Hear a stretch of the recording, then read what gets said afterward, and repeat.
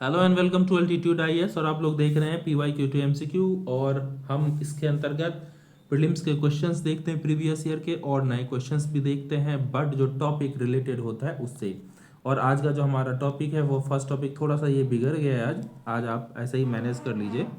तो first topic जो page number 1 से है, सुप्रीम कोर्ट ने हाई कोर्ट के उस रिमार्क को इनह्यूमन बताया है जिसमें रेप को लेकर के कुछ बातें थी। वो हम आपको आगे चर्चा करेंगे कि किसको रेप मानना है या नहीं मानना है ऐसा पॉक्सो एक्ट के अंतर्गत। तो हम ये दो सारी चीज़ों का सेक्शन 9 ऑफ पॉक्सो एक्ट की भी चर्चा करेंगे, और पॉक्सो एक्ट का जो है कम्प्रीहेंसिव एनालिसिस भी इसके अंतर्गत करने वाले हैं। सबसे पहले थोड़ा सा हम लोग टिप्पणी देख लेते हैं। सुप्रीम कोर्ट ने बुधवार को इलाहाबाद हाई कोर्ट के 17 मार्च के जो आदेश हैं उस पर रोक लगाई है जो कथित बलात्कार प्रयास पर था। हाई कोर्ट ने फैसला दिया है कि नाबालिगों के स्तनों को पकड़ना और पैजामा का नारा तोड़ना जो है बलात्कार का इरादा नहीं दिखाता। तो भाई कौन सा इरादा दिखाता है जरा तू ही बता दे। अगर किसी नाबालिग लड़की के स्तन को छेड़ा जाए और पैजामा को छेड़ा जाए तो ये किस श्रेणी में आएगा। तो इस जो हाई कोर्ट के जो ये फैसला है इसको सुप्रीम कोर्ट के जो जस्टिस हैं BR गवई, उन्होंने इसे असंवेदनशील और अमानवीय कहा है जो कानूनी संवेदनशीलता की कमी को दर्शाती है। और ऐसे ऐसे टैलेंटेड लोग अगर हाईकोर्ट में आ जाएं तो सोचिए कैसा कैसा डिसीजन दे सकते हैं। हाईकोर्ट ने आरोपों को संशोधित कर हमला यानी कि IPC 354B और पॉक्सो के धारा 9 जो संशोधित कर दिया और बलात्कार के आरोप को जो है हटा दिया। अब अभी देखिए 2-4 दिन पहले से ही बात चल रही है, कितना कैश यशवंत सिन्हा के यहाँ पकड़ाया है। तो सोचिए क्या क्या मामले हो सकते हैं। बहरहाल हम लोग पॉक्सो के धारा जो है उसके ऊपर विचार करते हैं। सेक्शन 9 जो है पॉक्सो एक्ट का, पॉक्सो अधिनियम की धारा 9 गंभीर यौन शोषण को या गंभीर यौन हमले को परिभाषित करती है। इसमें ऐसे व्यक्ति द्वारा किया गया यौन हमला शामिल है जो बच्चे के प्रति विश्वास या अधिकार की स्थिति में होता है। विश्वास या अधिकार की स्थिति में कौन कौन हो सकता है? परिवार का सदस्य जिस पे व्यक्ति विश्वास करता है या अधिकार होता है, शिक्षक हो सकता है, सुरक्षा कर्मी हो सकता है, पुलिस अधिकारी हो सकता है, डॉक्टर हो सकता है, सरकारी सेवक हो सकता है, या अन्य ऐसे प्राधिकरण हो सकते हैं जिससे उनका जुड़ाव होता है और जो कहीं ना कहीं आप कह सकते हैं कि सरकारी अधिकारी या ज़्यादा इमोशनल जुड़ाव वाला प्लेस हो सकता है। धारा 9 के तहत सजा क्या क्या है? धारा 9 के तहत जो गंभीर यौन हमले की सजा पॉक्सो अधिनियम की धारा 10 में दी गई है। इसके तहत न्यूनतम सजा जो है 5 वर्ष कैद और जुर्माना है, जबकि अधिकतम सजा जो है आजीवन कारावास तक हो सकता है। यदि अपराधी सख्ती की स्थिति में है तो सजा और भी सख्त हो सकती है। पॉक्सो अधिनियम 2012 की बात करें तो यौन अपराधों से बच्चों के संरक्षण यानी पॉक्सो अधिनियम 2012 को बच्चों को यौन शोषण, उत्पीड़न और दुर्व्यवहार से बचाने के लिए लागू किया गया था। यह बाल सुलभ कानूनी प्रक्रिया प्रदान करता है और तेजी से न्याय सुनिश्चित करता है। इसके तहत देख लीजिए पॉक्सो अधिनियम 2012 यौन शोषण से सुरक्षा, बच्चों को यौन शोषण से सुरक्षित करता है, ये उत्पीड़न से सुरक्षा प्रदान करता है, शोषण से सुरक्षा देता है, बाल सुलभ कानूनी प्रक्रिया की बात करता है और प्रक्रिया तेजी होनी चाहिए उसकी भी बात की जाती है। इसके तहत प्रमुख प्रावधान क्या है? बच्चों की परिभाषा दी गई है, जो 18 साल से कम उम्र के होंगे उसे बच्चा माना जाएगा। इसके अपराधों के प्रकार देख लीजिए। पेनिट्रेटिव जो सेक्सुअल असॉल्ट है, बच्चों के साथ यौन संबंध बनाना इसके तहत। उसके अलावा गंभीर प्रवेशी यौन यानी कि एग्रेवेटिव पेनिट्रेटिव सेक्सुअल असॉल्ट है इसके तहत। रिश्तेदार, शिक्षक, पुलिसकर्मी या पुनरावृत्त अपराधी जो होते हैं जिसके आप यह कह सकते हैं कि एक विश्वास और एक जो अपराधी प्रवृत्ति है उसको इसके अंतर्गत रखा गया है। यौन हमला धारा 7 के अंतर्गत बिना प्रवेश के शारीरिक संपर्क यानी कि बिना सेक्स किए संपर्क अगर टच किया जाता है उसको धारा 7 के अंतर्गत रखा जाता है। यौन उत्पीड़न जो धारा 11 है, पोर्नोग्राफी, यौन टिप्पणी करना या अनुचित स्पर्श करना इसके तहत शामिल है। बाल अश्लीलता धारा 14 के तहत बच्चों का किसी भी अश्लील गतिविधि में उपयोग किया जाना शामिल है। सजा जो इसके तहत अपराध की गंभीरता के अनुसार न्यूनतम 3 वर्ष से आजीवन कारावास तक की सजा दी जाती है। पीड़ित को पुनर्वास के लिए जुर्माना और मुआवजा भी प्रदान किया जाता है। बाल अनुकूल प्रावधान है इसके तहत। गोपनीय बच्चों की पहचान जो है प्रकाशित नहीं की जा सकती। बाल अनुकूल न्यायालय प्रक्रिया होनी चाहिए, प्रत्यक्ष पूछताछ नहीं बल्कि वीडियो ऑडियो रिकॉर्ड जो है स्वीकार्य है इसके तहत। तेजी से सुनवाई की जाती है इसके तहत। विशेष अदालतों को 1 वर्ष के भीतर सुनवाई पूरी करनी होती है। मुद्दे और चुनौतियां देखें तो कानून का दुरुपयोग कई मामलों में आरोपी झूठा जो शिकायत है वो दर्ज किए गए हैं। जांच और सुनवाई में देरी होती है और मामले कई बार लंबित होते हैं और जागरूकता की कमी है, जो परिवार जो है मामले दर्ज नहीं करा पाते इस संदर्भ में कई बार। संशोधन और हाल के बदलाव अगर देखें तो 2019 में संशोधन किया गया था। गंभीर यौन हमले के लिए मृत्युदंड का प्रावधान किया गया और कड़ी सजा कुछ अपराधों के लिए न्यूनतम सजा बढ़ाई गई है और बाल अश्लीलता पर ध्यान केंद्रित किया गया। डिजिटल माध्यम से बच्चों के शोषण के खिलाफ सख्त कानून का प्रावधान किया गया है। आगे का रास्ता क्या हो सकता है? बेहतर क्रियान्वयन किया जा सकता है इसका। पुलिस और न्यायपालिका जो है प्रभावी संचालन और प्रशिक्षण दी जा सकती है। इसके तहत जागरूक अभियान चलाया जा सकता है। स्कूल और समुदायों के बीच फास्ट ट्रैक कोर्ट की सुविधा दी जा सकती है, जिससे निश्चित समय सीमा के भीतर सुनवाई पूरी हो। इस प्रकार जो है पॉक्सो अधिनियम बच्चों को यौन शोषण से बचाने के एक महत्वपूर्ण कदम है और इसे सफल बनाने के लिए प्रभावी क्रियान्वयन और जागरूकता दोनों आवश्यक है। सेकेंड जो हमारा पेज नंबर 2 पे है, BJP MLC move privilege motion against Kamra and Sena, जो उद्धव ठाकरे जो ग्रुप है उसके अंतर्गत जो प्रिविलेज मोशन लाया गया है। तो ये क्या होता है, कैसे काम करता है, इन सब सारी चीज़ों पे हम लोग बात करने वाले हैं। चलिए डिस्कस करते हैं पहले थोड़ा सा न्यूज़ के ऊपर। तो बीजेपी एमएलसी प्रवीण देरेकर ने बुधवार को कुणाल कामड़ा और सुषमा अंधारे के खिलाफ विशेषाधिकार हनन नोटिस पेश किया है। दरेकर ने कामड़ा और पर उप मुख्यमंत्री एकनाथ शिंदे के खिलाफ आपत्तिजनक टिप्पणी वाले गीत गाने का आरोप लगाया है। उन्होंने दावा किया है कि अंधारे ने कामड़ा के कृत्य का समर्थन किया और आपत्तिजनक भाषा का उपयोग कर विधायिका का अनादर किया है।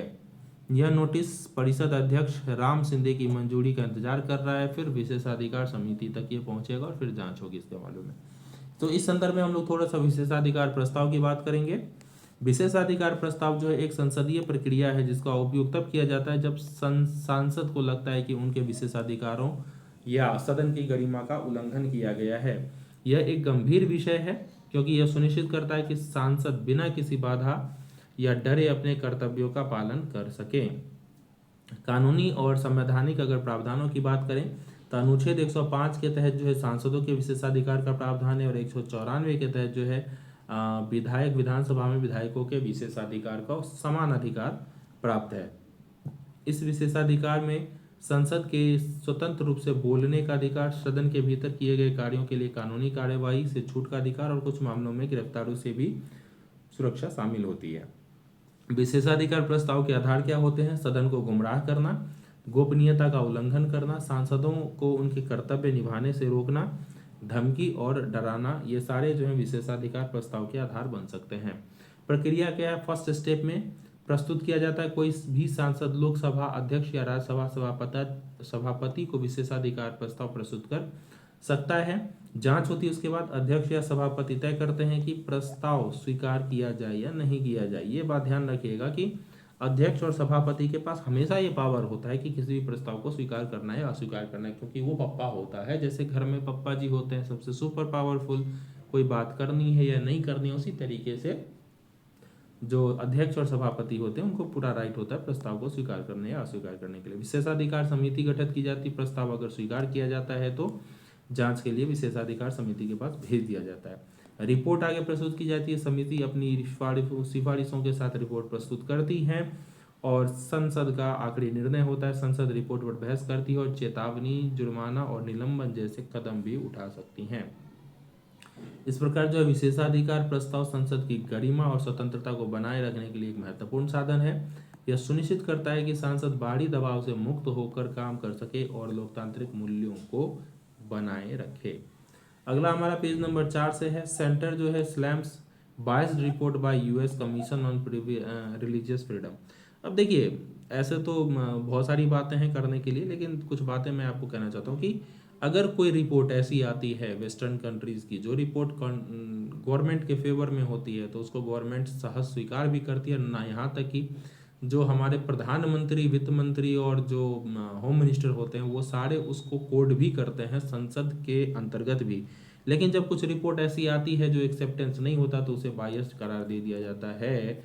और इस मामले में जो है कहीं ना कहीं कार्यपालिका के जो आप कह सकते हो कि जो डायरेक्ट मंत्री होते हैं वो नहीं आते, बल्कि सपोर्ट के लिए नीचे के अधिकारी का उपयोग करते हैं। तो ये एक अलग मामला है। लेकिन अभी हम लोग जो देखते हैं, सेंट्रल जो बायस कर रही है, केंद्र ने अमेरिकी धार्मिक स्वतंत्रता आयोग की जो पक्षपात रिपोर्ट है, उन्होंने कहा पक्षपात है, उसकी निंदा भी की उन्होंने।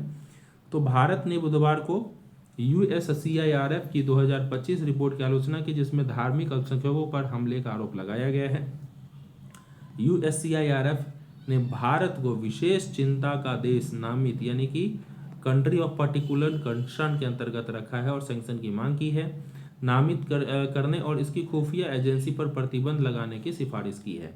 रिपोर्ट ने भारत पर UAPA, FCRA और CAA जैसे कानूनों के दुरुपयोग कर अल्पसंख्यकों और नागरिक समाज को निशाना बनाने का आरोप लगाया है।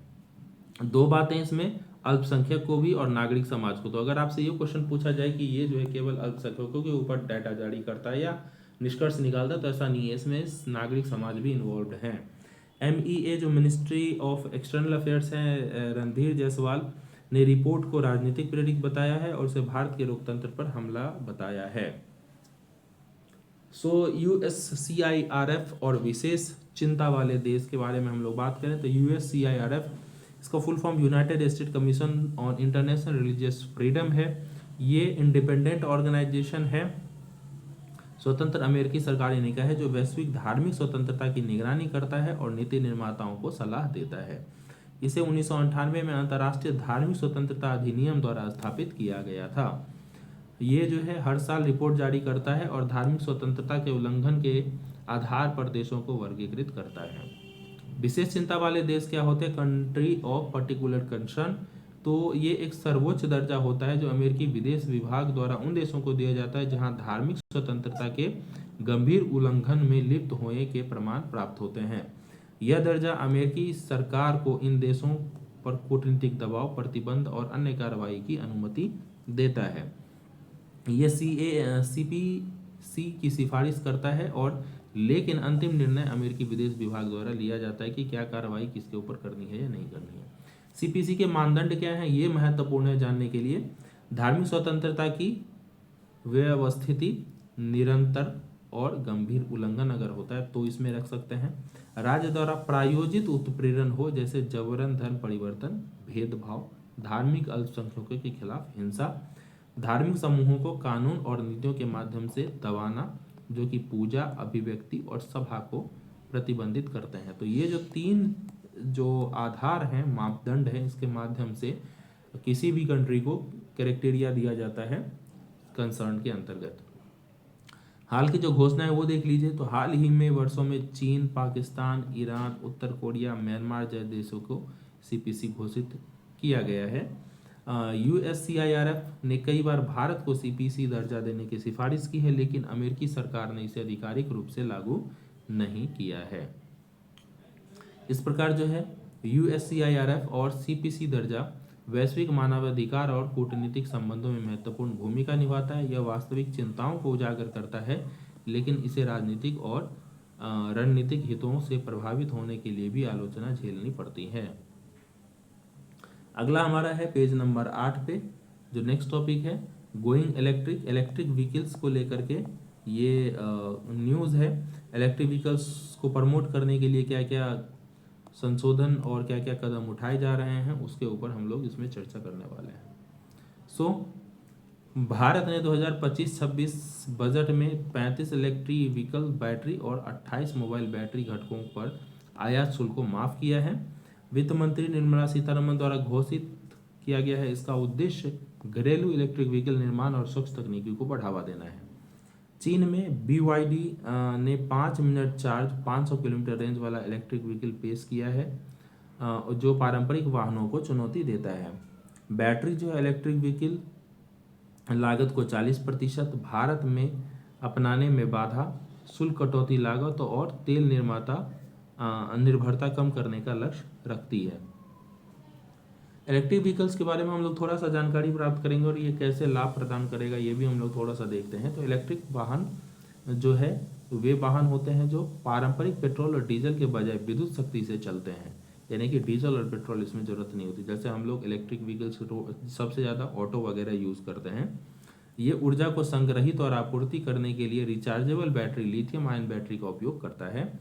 इलेक्ट्रिक व्हीकल्स जो है ग्रीन हाउस गैस उत्सर्जन और जीवाश्म ईंधनों पर निर्भरता है उसको कम करने में मदद करता है। टाइप्स ऑफ इलेक्ट्रिक व्हीकल्स अगर देखें तो इलेक्ट्रिक वाहनों के प्रकार में बैटरी इलेक्ट्रिक वाहन है जो पूरी तरीके से इलेक्ट्रिक केवल बैटरी से चलता है, जैसे Tesla model 3, Tata Nexon electric vehicles. Hybrid model होता है जिसके अंतर्गत आंतरिक दहन इंजन होता है और इलेक्ट्रिक मोटर दोनों का उपयोग किया जाता है, जैसे Toyota Prius, Honda City hybrid model.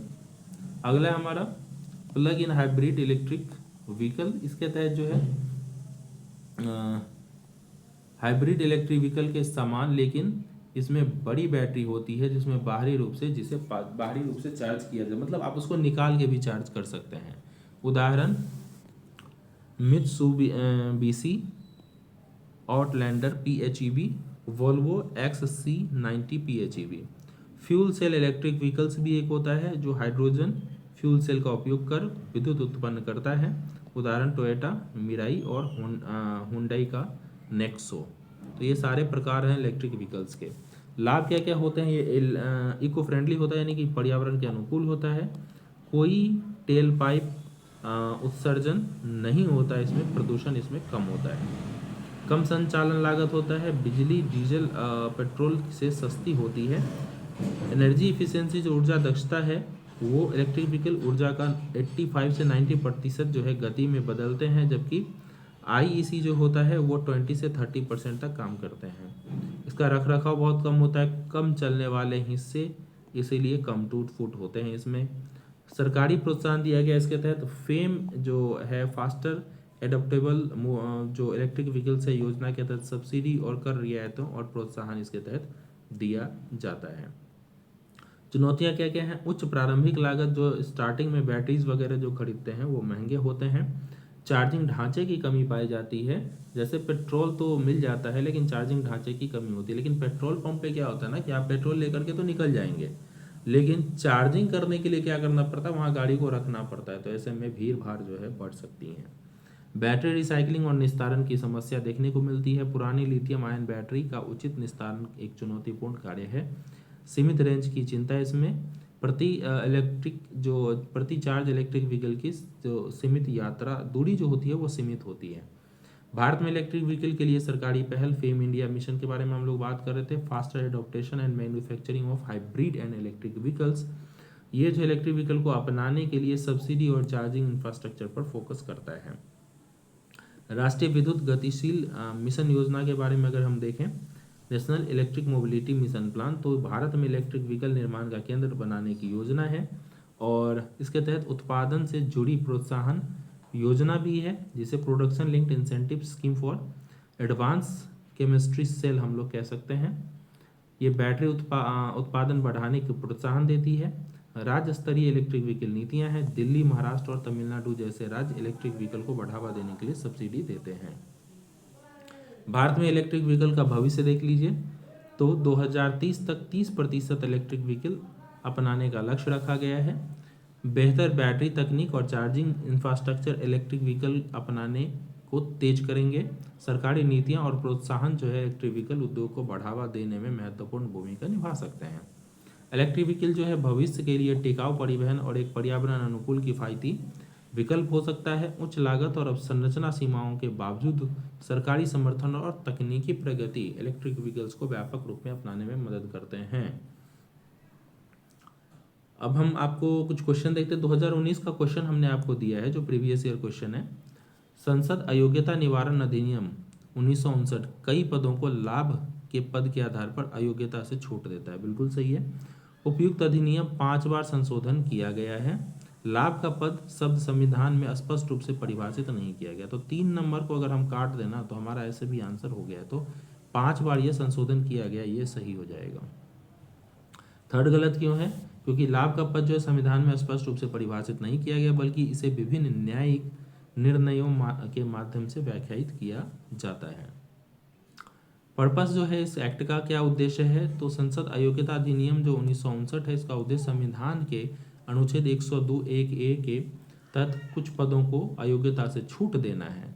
संशोधन इसमें 1960, 1977, 1992, 1993 और 2006 में किया गया है।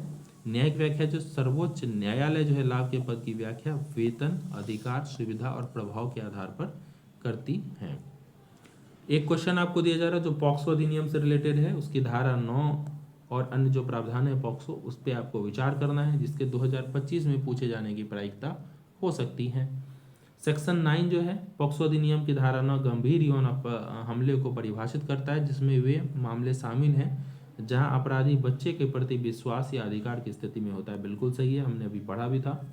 पॉक्सो अधिनियम 2019 संशोधन ने गंभीर यौन हमले के लिए मृत्युदंड का प्रावधान किया है, वो हम लोग देखेंगे। गंभीर यौन हमला शब्द केवल शारीरिक शोषण तक सीमित है, नहीं, ये डिजिटल शोषण में भी शामिल है। तो थर्ड नंबर अगर हम काट दें तो 1 एंड सेकेंड हमारा सही हो जाता है।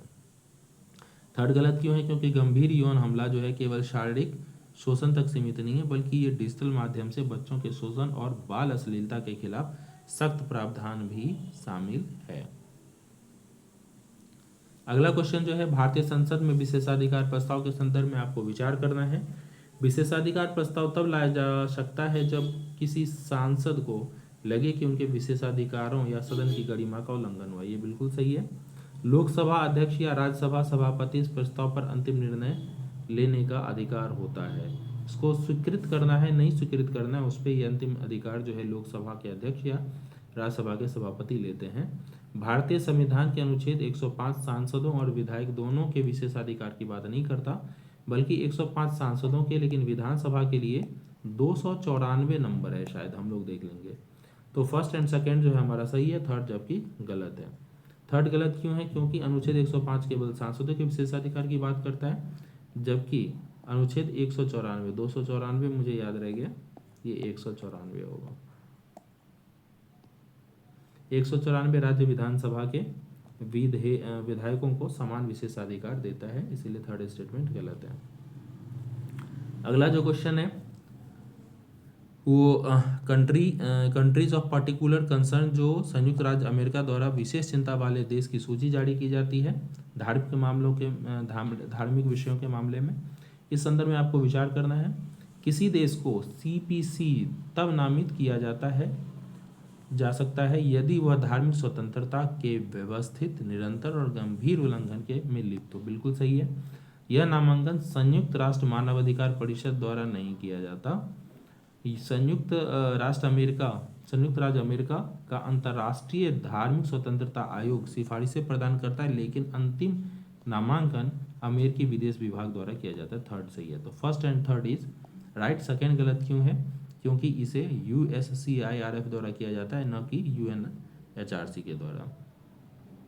सेकेंड गलत है। CPC की नियुक्ति संयुक्त राज्य मानवाधिकार के द्वारा नहीं, बल्कि USCIRF की सिफारिशों के आधार पर अमेरिकी विदेश विभाग द्वारा की जाती है। लास्ट क्वेश्चन है आज का इलेक्ट्रिक व्हीकल्स के विषय में आपको विचार करने हैं। इलेक्ट्रिक व्हीकल्स की संरचना लागत आंतरिक दहन इंजन वाहनों की तुलना में कम होती है। संचालन लागत, यह बिल्कुल सही है। बैटरी सीमाओं के कारण इलेक्ट्रिक व्हीकल्स की ऊर्जा दक्षता ICE वाहनों से कम होती है, कह सकते हैं आप। भारत सरकार जो है फेम योजना के तहत इलेक्ट्रिक व्हीकल अपनाने को प्रोत्साहन देती है। फर्स्ट एंड थर्ड तो सही लग रहा है, सेकंड पे थोड़ा सा हम लोग देखते हैं कि क्या है। इलेक्ट्रिक व्हीकल वास्तव में ICE वाहनों की तुलना में अधिक ऊर्जा दक्ष होते हैं। इलेक्ट्रिक व्हीकल जो है ऊर्जा का लगभग 85 से 90% गति में बदलते हैं, जबकि ICE केवल 20 से 30%। तो स्टेटमेंट क्या था? बैटरी सीमाओं के कारण इलेक्ट्रिक व्हीकल की ऊर्जा दक्षता ICE नो, गलत हो गया, ये उल्टा लिखा हुआ है। तो फर्स्ट एंड सेकेंड गलत हो गया, तो फर्स्ट एंड थर्ड हमारा सही आंसर होगा।